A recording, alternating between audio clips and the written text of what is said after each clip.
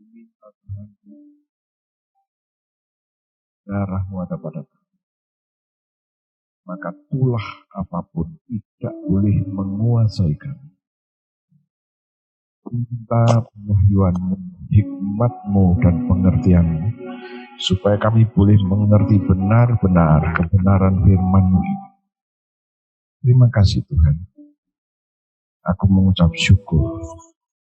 Engkau El Shaddai. Engkau yang berjanji, Engkau juga yang akan melakukannya tatkala kami mempercayainya. Mari Tuhanku, kehausan yang ada pada anak-anak, baik jemaat Zoe di Pasadena, Bandung, Zoe yang di Citra Raya,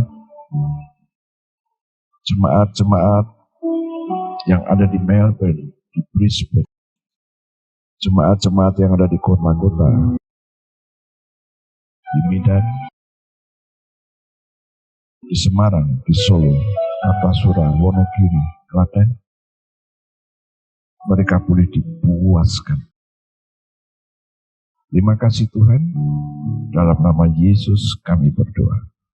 Haleluya. Amin. Amin. Ya, saya akan menyampaikan kali ini mengenai keuangan. Keuangan itu bukan karunia. Maaf, saya juga harus bertobat. Keuangan itu bukan karena doa. Kalau keuangan karena doa, Jack Ma pasti doanya yang paling kencang. Kalau keuangan karena doa, gak punya waktu untuk bisnis. Doa terus, doa terus, doa terus. Kenapa begitu? Karena ternyata nanti kita akan melihat ada satu hukum, dan hukum itu harus dipenuhi, yaitu hukum mintalah maka kamu akan diberi. Gitu kan? Nah, berarti gak pernah baca Alkitab. Firman bilang, berilah maka kamu akan diberi. Lalu, ini yang harus kita rubah. Konsep kita harus dirubah. Soal keuangan Tuhan bilang, bawa persembahan persepuluhan. Ada 3 persyaratan. Persepuluhan banyak ditulis di dalam perjanjian lama.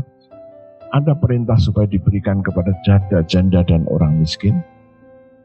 Ada perintah supaya diberikan kepada saudara-saudaranya yang masih miskin. Tetapi sekian banyak mengenai persepuluhan, hanya satu yang Tuhan katakan. Berilah, bawalah persembahan persepuluhan ke rumah perbendaharaan. Kenapa ke rumah perbendaharaan? Berarti ada pencatatannya. Supaya ada makanan di rumahku. Ada 3 persyaratan. Jadi dibawa ke rumah Tuhan yang ada perbendaharaannya, ada pencatatannya, dan itu adalah rumah Tuhan.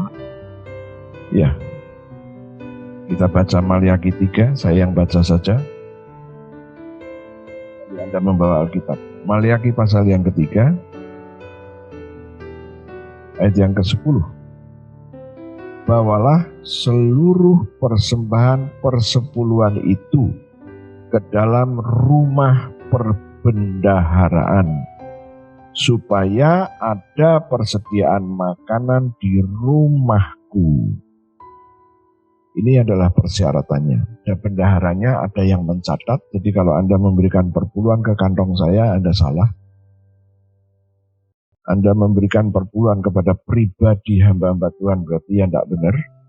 Walaupun aturan sinodenya menyetujui, tapi saya berkata nggak benar sesuai dengan firman. Dan ada hamba Tuhan yang berkata, nggak usah bawa perpuluhan. Kalau Anda mau percaya itu terserah, ikutin saja. Ya, karena firman Tuhan berkata, bawalah seluruh persembahan persepuluhan itu ke rumah perbendaharaan. Ada bendaharanya, ada yang mencatatnya.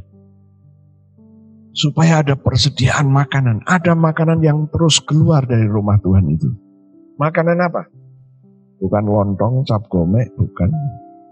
Tapi firman yang hidup, firman yang memberi kehidupan. Kemudian, dan itu rumah Tuhan. Jadi ada bendahara yang mencatatnya, ada firman yang terus keluar dan memberi hidupmu kenyang, makan kenyang, dan itu rumah Tuhan. Inilah persyaratan yang Tuhan berikan. Tatkala ada perintah persembahan perpuluhan kepada orang miskin, janda, tidak ada janjinya. Kita harus mengikuti semua yang ada janji Tuhan. Ya. Nah, kemudian apa yang dikatakan setelah kita membawa persembahan itu masih ada di dalam ayat yang ke-10. Ujilah aku, firman Tuhan semesta alam. Apakah aku tidak membukakan bagimu tingkap-tingkap langit dan mencurahkan berlimpahan? Jadi suruh muji. Setelah kamu membawa itu kepada alamat yang tepat, Tuhan bilang, ujilah. Masakan aku tidak membuka tingkap langit dan mencurahkan berkat kepadamu berkelimpahan. Nah, perpuluhan berarti kunci untuk membuka tingkap itu. Kalau Anda diberitahu sama hamba Tuhan besar, tidak perlu, dan Anda nurut, ya terserah, itu keputusan, ya kan? Jadi, tinggal mau ngikutin firman Tuhan atau firmannya manusia, kan begitu. Ya. Jadi, kalau kita tahu bahwa persembahan persepuluhan itu membuka tingkap langit. Kenapa tingkap langit itu dibuka? Supaya Anda bisa melihat keluar kesempatan-kesempatan yang Tuhan berikan. Sampai hari ini, saya terus memberikan persembahan perpuluhan baik gaji maupun dari perusahaan. Saya masih terus berikan. Dan nanti kita akan pelajari lagi, ada banyak rahasia-rahasia yang harus kita pelajari pada pagi hari ini. Yang pertama, tatkala Anda melupakan persepuluhan, itu risiko sedang menunggu hidupmu di depan hidupmu.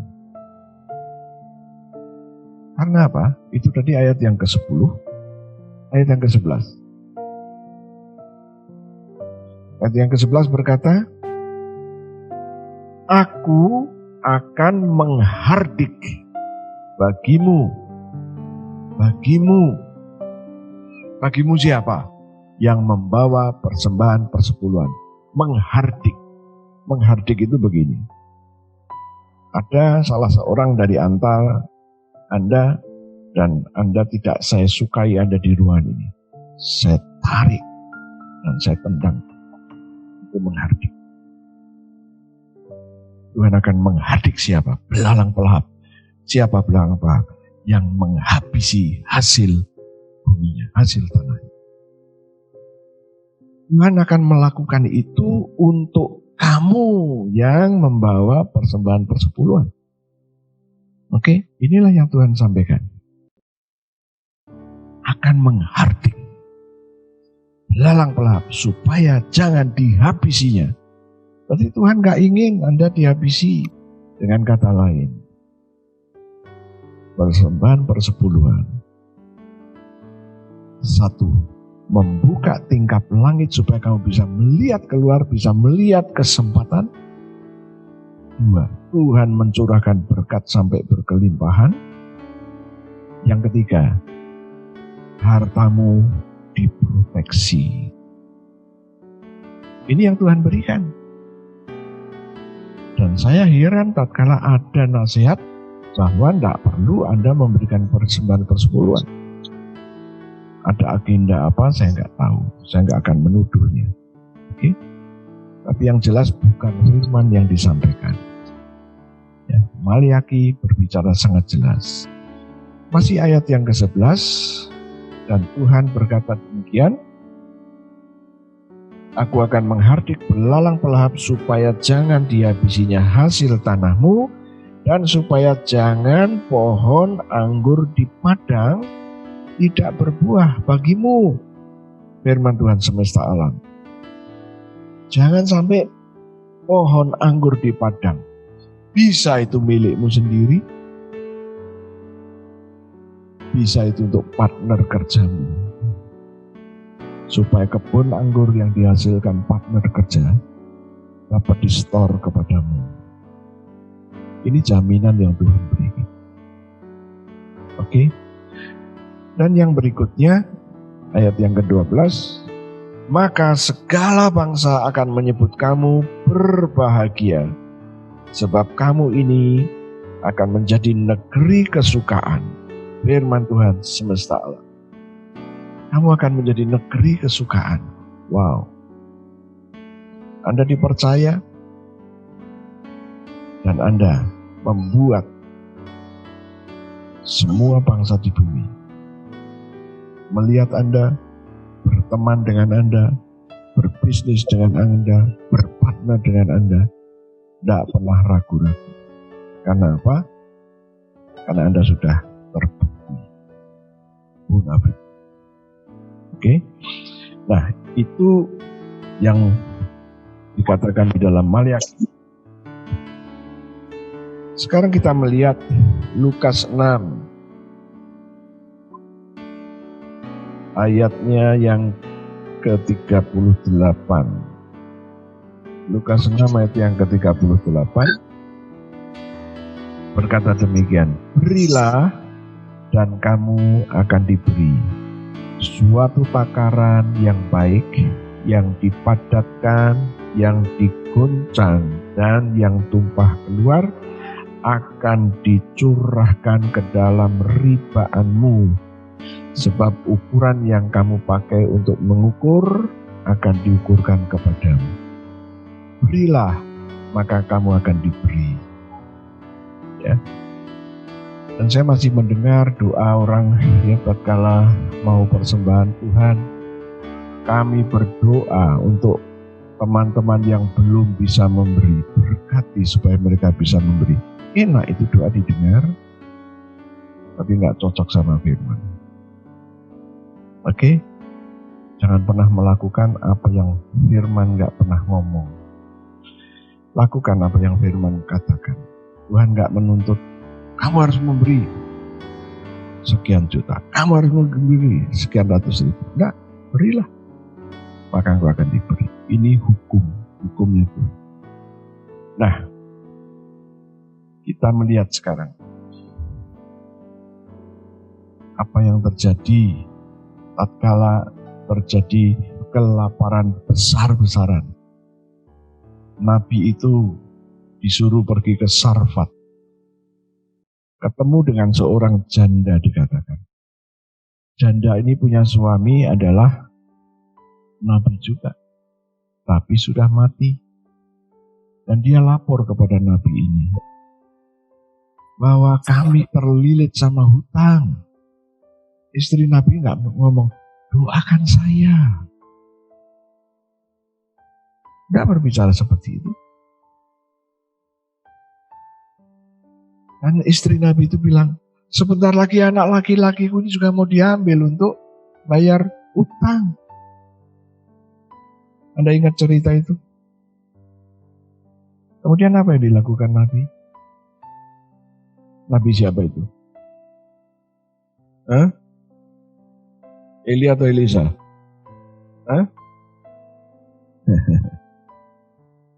Yang jawab 3 orang, berarti yang lain tidak pernah baca. Kemudian Nabi itu bertanya, kamu punya apa? Aku punya minyak, tapi tinggal sedikit. Elisa nggak pusing. Anda bilang, oke, bawa kemari. Sekarang kamu pinjam bejana dari tetangga-tetanggamu. Pinjam. Jangan sedikit. Yang banyak. Suruh pinjam. Kemudian si Nabi itu menuangkan minyak itu, suruh tutup pintunya, semuanya ditutup. Sama anaknya, si janda itu, penuh, minta lagi, penuh, minta lagi. Begitu si janda minta, mana lagi? Sudah habis, Mak. Dalam peristiwa itu, tidak dikatakan Nabi itu berdoa puasa untuk keuangan si janda. Nah, oke, inilah yang firman Tuhan katakan. Ada satu peristiwa lagi, ini sudah saya sampaikan beberapa kebaktian minggu yang lalu. Tatkala bangsa Israel setelah tulah yang ke-10, mereka pergi meninggalkan Mesir. Mereka minta harta benda kepada tetangga-tetangga mereka dan mereka mendapatkannya. Dan mereka mulai berangkat meninggalkan Mesir. Dan ingat, bangsa Israel ini membawa nenek-nenek, orang hamil, anak-anak, kambing, domba, kemudian unta, kemudian keledai, ya kan? Nggak bisa jalan cepat. 5 km per jam saja itu sudah bagus. Mereka jalan dan sampailah mereka di pinggir Laut Merah.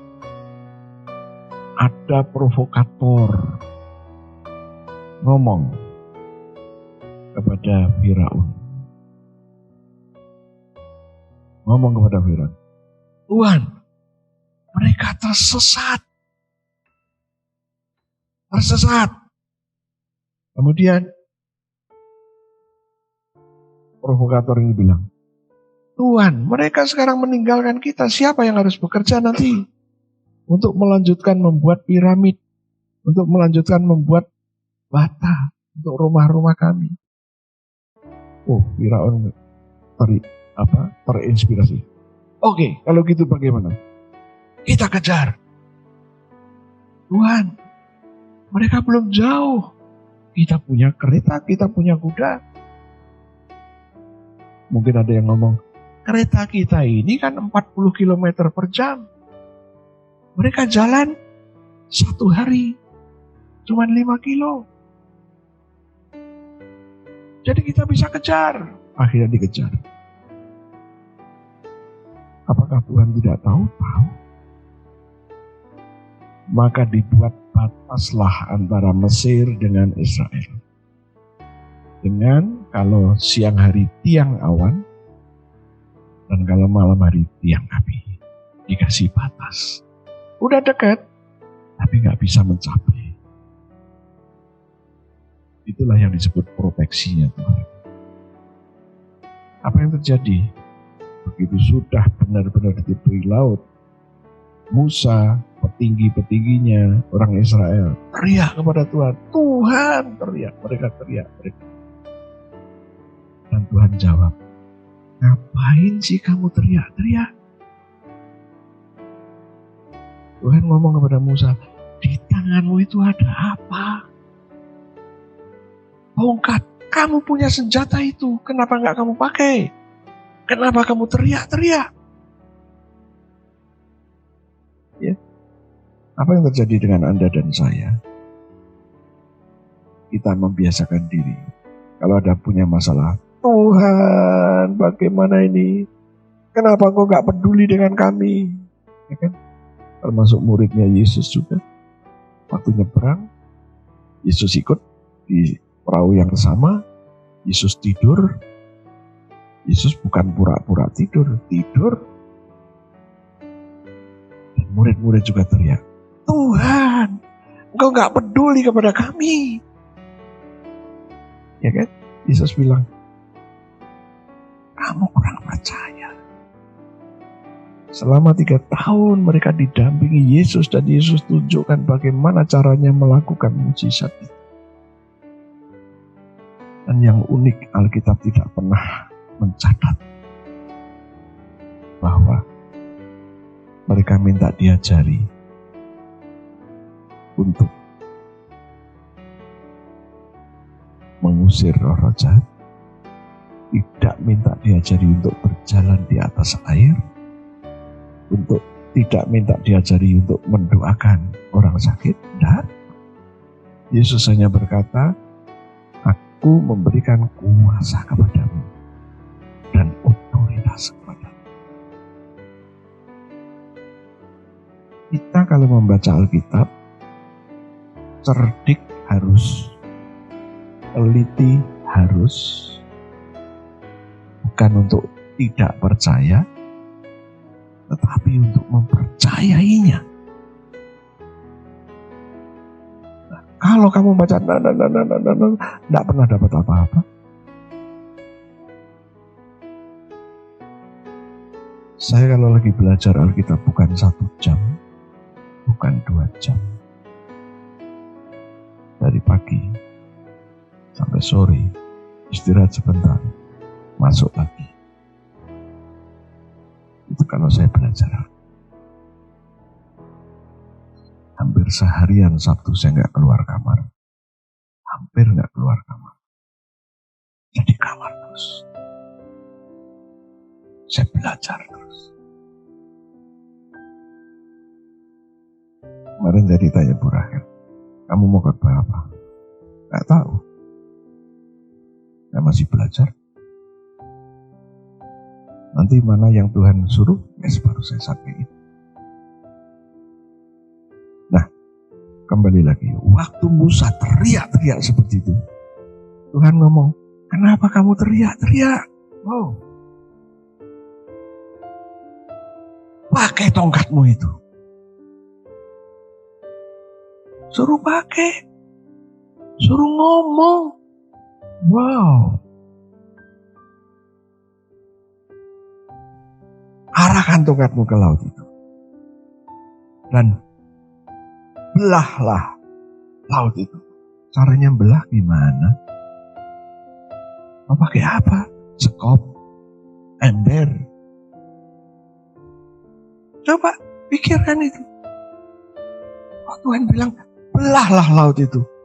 Padahal dia cuma punya tongkat. Berarti apa? Dia suruh ngomong. Laut merah, sekarang kau terbelah. Ya kan? Tuhan gak bilang, kamu doa puasa di pinggir laut itu. Oke, sembah saya dulu 2 jam. Enggak. Ini maka saya katakan, kita harus banyak hal yang harus kita bertobat. Banyak pengajaran-pengajaran lama yang tak pas. Saya juga belum pernah membaca di dalam Alkitab murid-muridnya teriak. Anda tahu murid-murid Yesus itu adalah pengusaha-pengusaha. Mungkin dalam pikiranmu murid Yesus itu nelayan. Memang benar nelayan. Tapi bosnya nelayan. Coba, apa yang terjadi? Yesus ketemu Petrus, ikut aku. Kalau dia karyawan, langsung ditaruh, dia ikut Yesus. Kira-kira supervisornya si Cuman di situ, marah nggak kamu? Anak buahmu lagi comot dan kamu belum tahu yang nyomot itu siapa. Padahal kamu baru saja briefing. Ini siapa ini? Gideon. Kamu harus selesai, tak tunggu jam 12. Ini supervisornya ngomong gitu. Tiba-tiba Yesus bilang, Gideon, ikut aku. Ditinggal sama dia. Apa enggak sih cuman langsung pakai, lu mau kemana lu? Kemarin baru utang 5 juta, sekarang mau pergi aja. Kalau dia karyawan, Yesus akan dimarahin banyak orang. Tapi Alkitab mencatat, Petrus begitu dengar, dia taruh, tinggal, dia ikut. Siapa ini? Ya bosnya lah. Mana bisa karyawan? Gak bisa.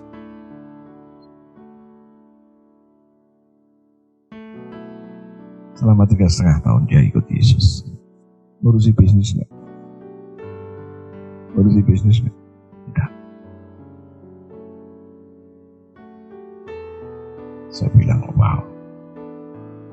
Saya belum lama ini pulang dari Australia, 1,5 bulan di sana. Kakak saya begitu saya pulang, dia cerita, aneh ya kalau kamu pelayanan pergi pelayanan, ini order langsung loncat semua. Terus saya bercanda, kalau gitu aku tak pergi terus ya.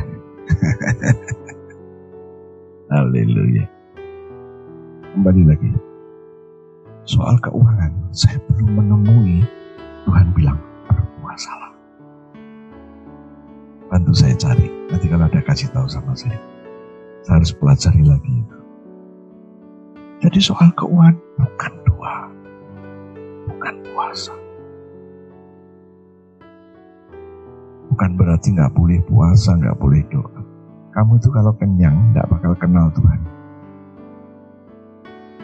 Kalau kamu kenyang gak bakal kenal Tuhan.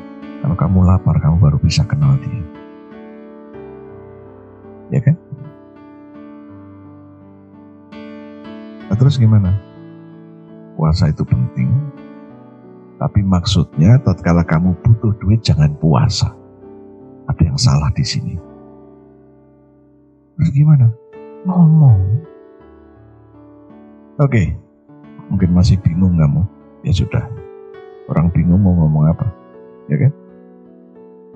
Waktu murid-muridnya setelah Yesus bangkit, murid-muridnya frustrasi. Biasa ada yang mimpin, sekarang gak ada yang mimpin. Terus si Petrus ngomong, aku mau cari ikan, mau melaut, siapa mau ikut? Ya ampun, semuanya ikut. Berarti semuanya frustrasi, bukan? Halo? Dan gak pernah ada orang melaut itu jam 7 pagi ke laut, gak ada. Gak ada. Kalau mau melaut itu malam hari, jam 9 melaut. Itu saatnya ikan keluar. Kalau jam 9, 10 tuh ikan lagi tidur sembunyi, kamu ngelaut ngapain? Ya kan? Nah, kemudian Yesus teriak dari pinggir pantai. Anak-anakku, adakah engkau lauk? Ya, semalaman kami sudah cari, gak dapat.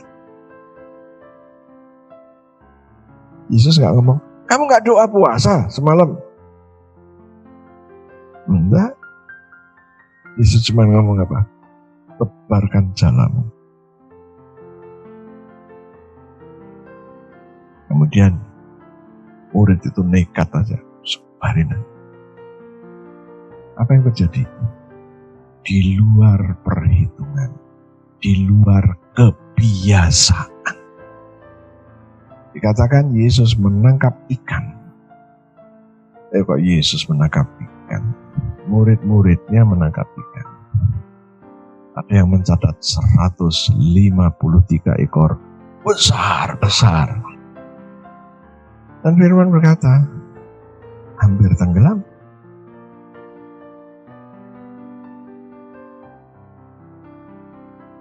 Dengan kata lain, Yesus mengerti kesulitannya dan Yesus memerintahkan untuk melakukan sesuatu. Mereka ini nelayan.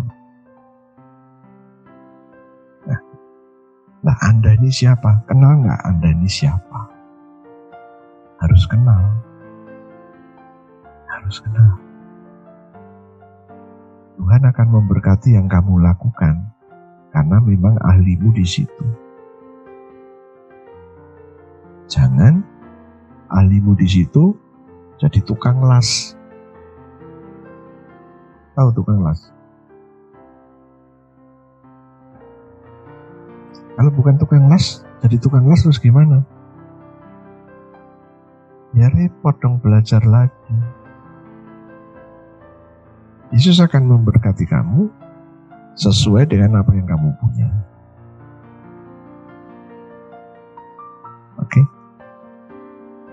Kembali lagi. Keuangan ini bukan karunia, tapi ada hukum yang mengaturnya. Beri, maka diberi. Kembalikan perpuluhan, dibukakan tingkap langit supaya berkat itu turun. Jadi bukan karunia. Kesembuhan karunia. Ngusir setan karunia. Lukas 9 ayat 10. Lukas 9 ayat 1. Yesus memanggil ke-12 muridnya. Kenapa cuma 12?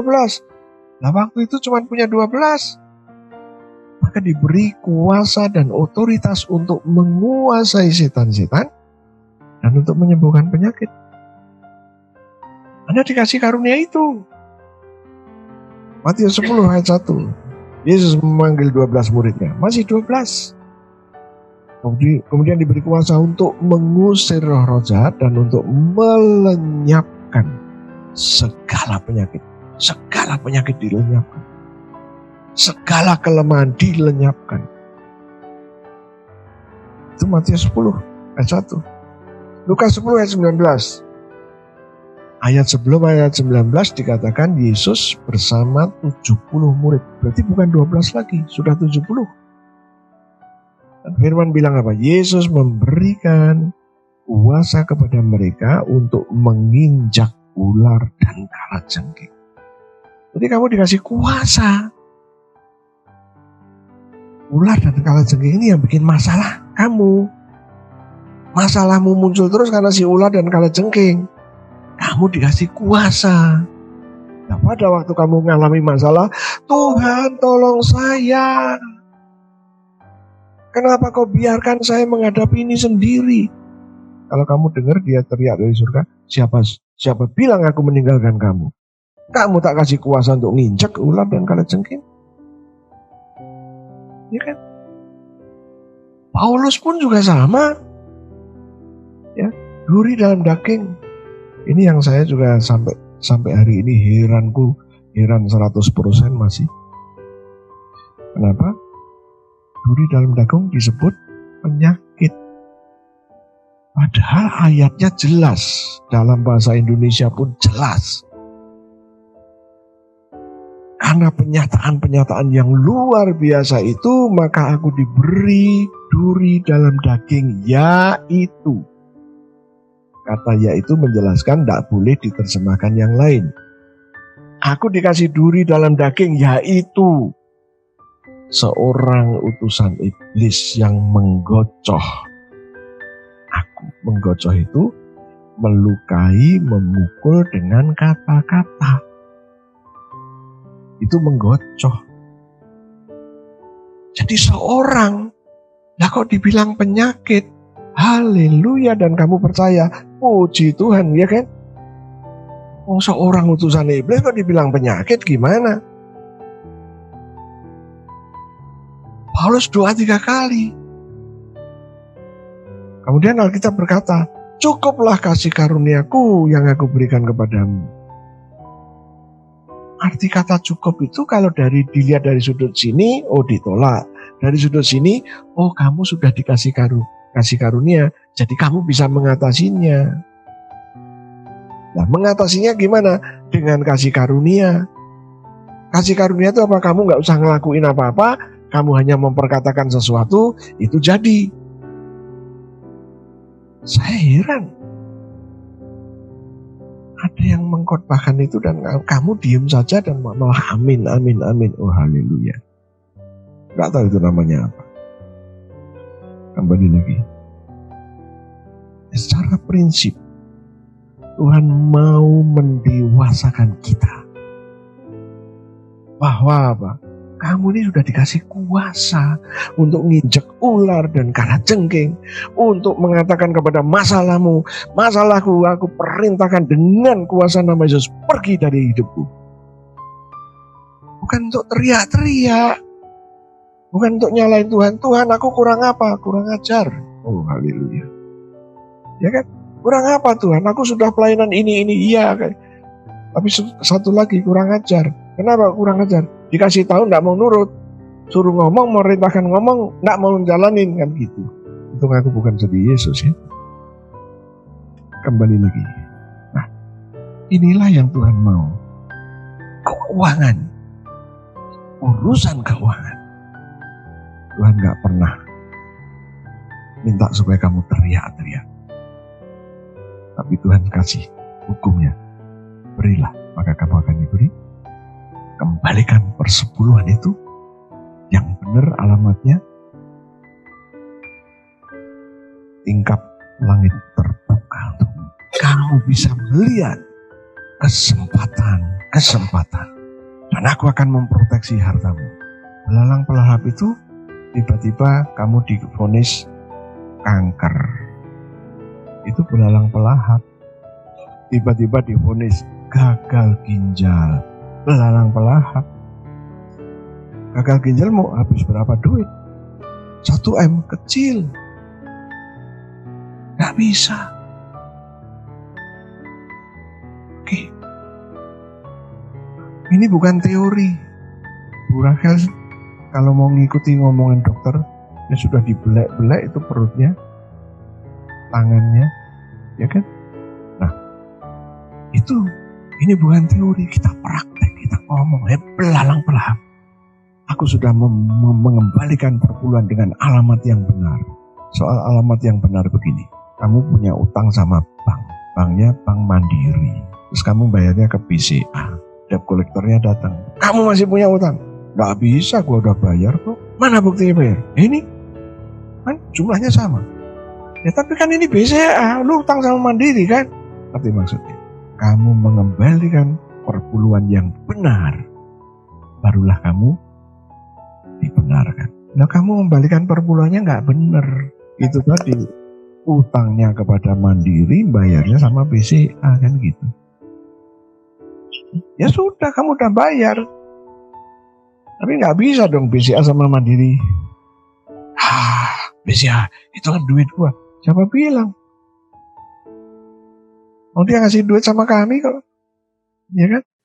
Ya tapi kan lu nggak ngasih hutang. Nah iya nggak, ini masih di dalam rekening ini. Yang bisa ngeluarin adalah yang store. Keluarin, baru atau diperintahkan suruh bayar ke Mandiri, kan begitu. Oh haleluya. Sekarang kita masuk lebih dalam lagi. Hukumnya udah tahu. Sekarang kita lihat Amsal 22 ayat 6 dan 7. Amsal. Dari Amsal, kalau pakai Alkitab lo ya. Jangan di belakang-belakang, ketemunya nanti tahun depan. Amsal itu di bawahnya Mazmur, ayat 6 dan 7. Oke. Karena saya larang kamu buka handphone, sekarang saya yang baca. Oke. Didiklah anak muda menurut jalan yang patut baginya. Didiklah anak muda menurut jalan yang patut baginya. Apa itu? Nanti dulu. Lanjut ayat 6. Maka pada masa tuanya pun ia tidak akan menyimpang daripada jalan itu. Anak muda harus dididik yang patut dia ngerti.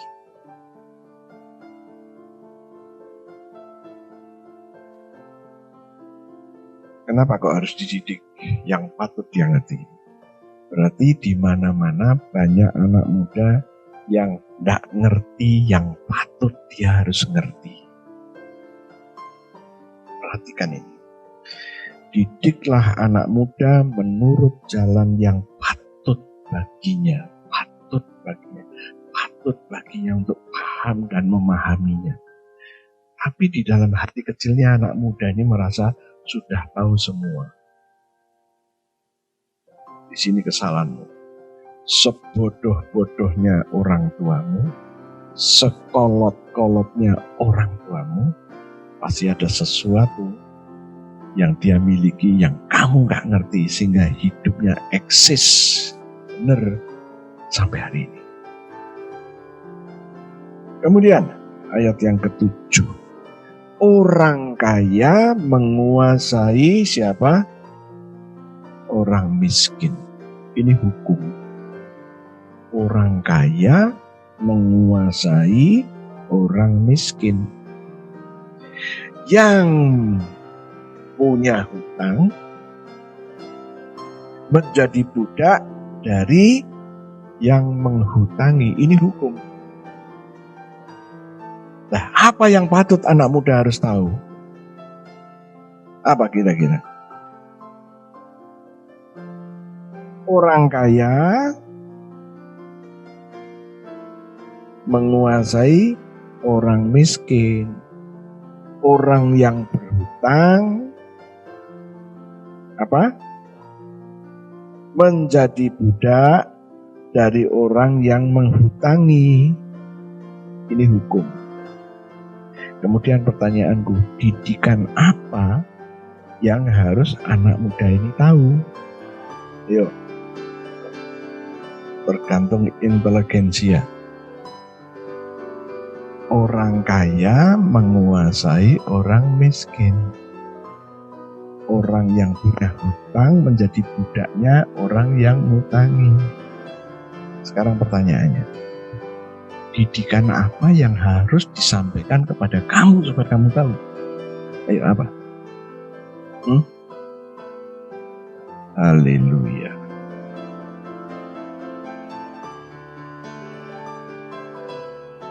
Didikan apa? Coba pikir sebentar. Jangan sambil tutup mata tidur nanti kamu. Didiklah anak muda itu untuk menolak menjadi miskin. Bingung?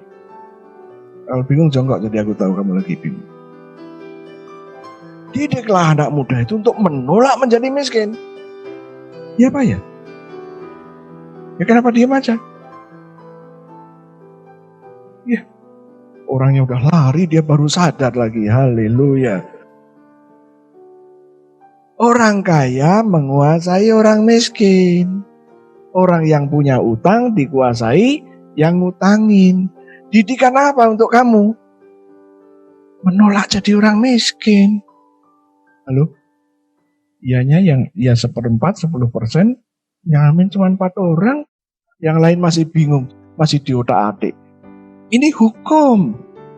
Mau ke dunia manapun, kamu akan melihat orang kaya menguasai orang miskin. Orang yang punya utang, menjadi budak orang yang ngutangin. Apa didikan untuk anak-anak muda? Jangan mau jadi miskin. Kok baru ngeh tuh gimana? Haleluya. Ini yang Amsal Sulaiman, ya, Salomo berkata kepada orang-orang yang percaya. Oke? Ini hukum. Orang kaya menguasai orang miskin. Orang yang ngasih utang, orang yang berhutang menjadi budaknya orang yang ngutangi. Salomo kemudian tanya, oke, sekarang apa yang kamu mau belajar dari aku? Supaya aku jangan jadi miskin. Begitu dong. Ngerti? Kalau kamu gak ngerti kelewatan. Jadi ini yang Salomo mau supaya kita gak mau jadi miskin. Menolak kemiskinan ini. Ya kan? Tetapi ada satu hukum lagi. Salomo juga ngomong. Amsal masih Amsal. Pasalnya yang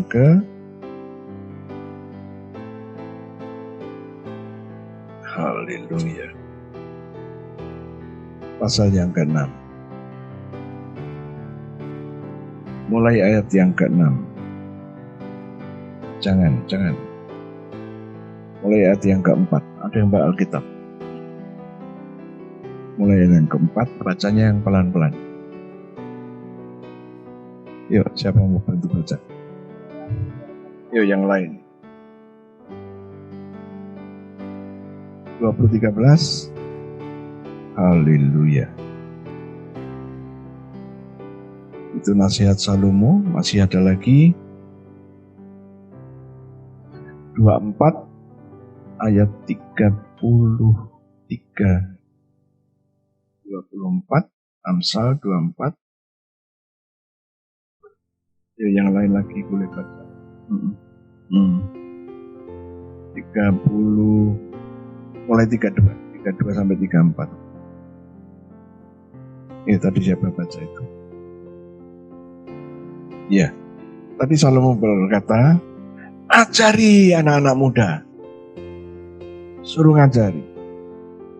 Didiklah anak muda menurut jalan yang patut baginya. Maka pada masa tuanya pun ia tidak akan menyimpang daripada jalan.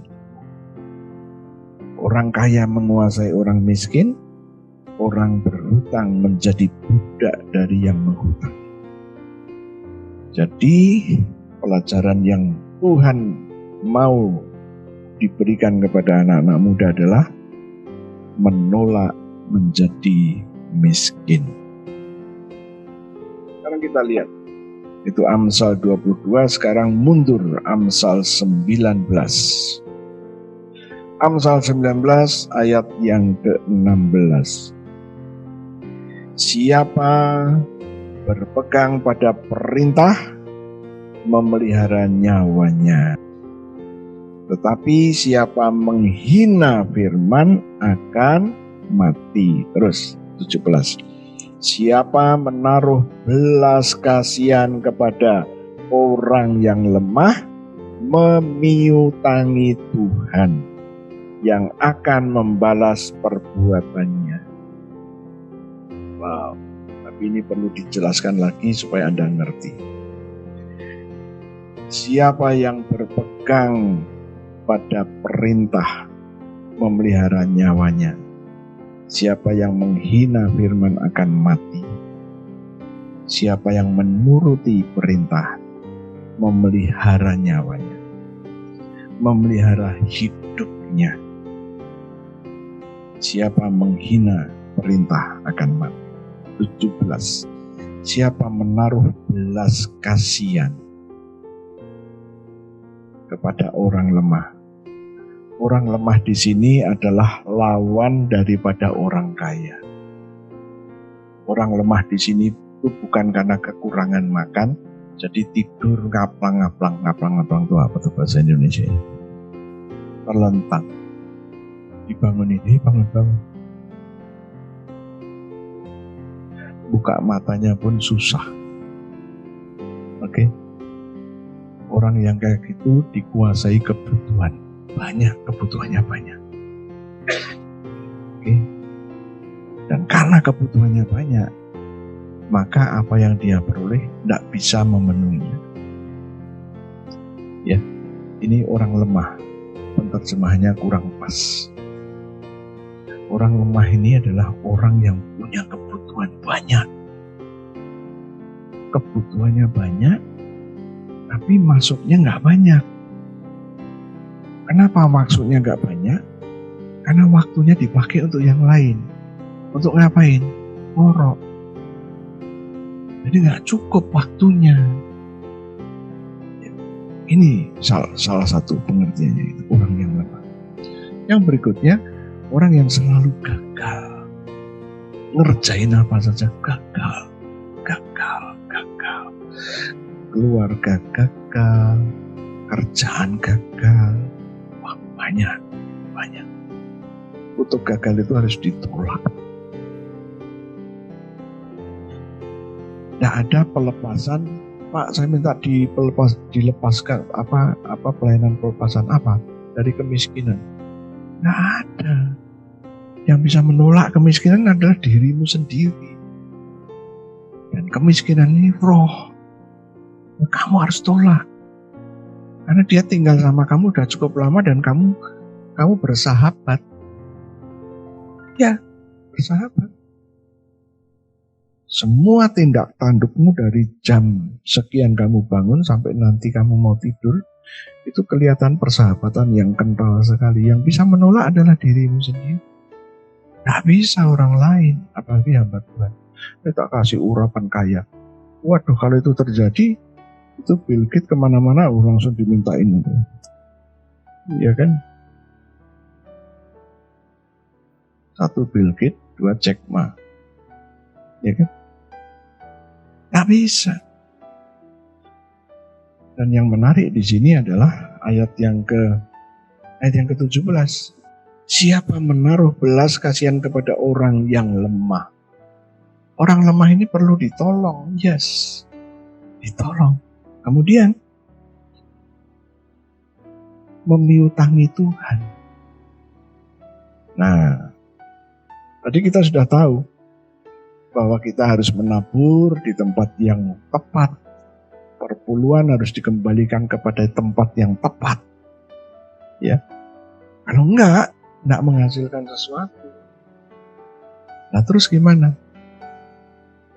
Kemarin kami bicara sama Bu Rahel. Tatkala ada supir-supir taksi yang mengemukakan isi hatinya, sudah pada dengar semua tuh. Cuman dia dapat, tidak ada penumpang, dia cuma dapat kupon dari perusahaannya dibawa pulang. Harus dimakan istrinya, dia, 2 anaknya. Oh hali. Nah kondisi begini nih ayatnya tepat. Amsal 19 tadi. Kamu melakukan itu, kamu memiutangi Tuhan. Tuhan bakal bayar nggak? Pasti. Tuhan pasti bayar. Tapi kalau memiutangi orang, ya untuk makan aja nggak bisa diutangin, kapan bayarnya? Bayarnya pakai shalom. Ya kan? Begitu tagih, shalom, lunas ya. Haleluya. Amin lagi. Ya. Nah, piutangilah Tuhanmu. Pasti dia akan bayar. Oke? Yang penting alamat yang tepat. Nah, sekarang kita simpulkan. Keuangan bukan karunia. Bukan karunia. Kebutuhan keuangan tidak bisa dijawab dengan doamu dan puasamu.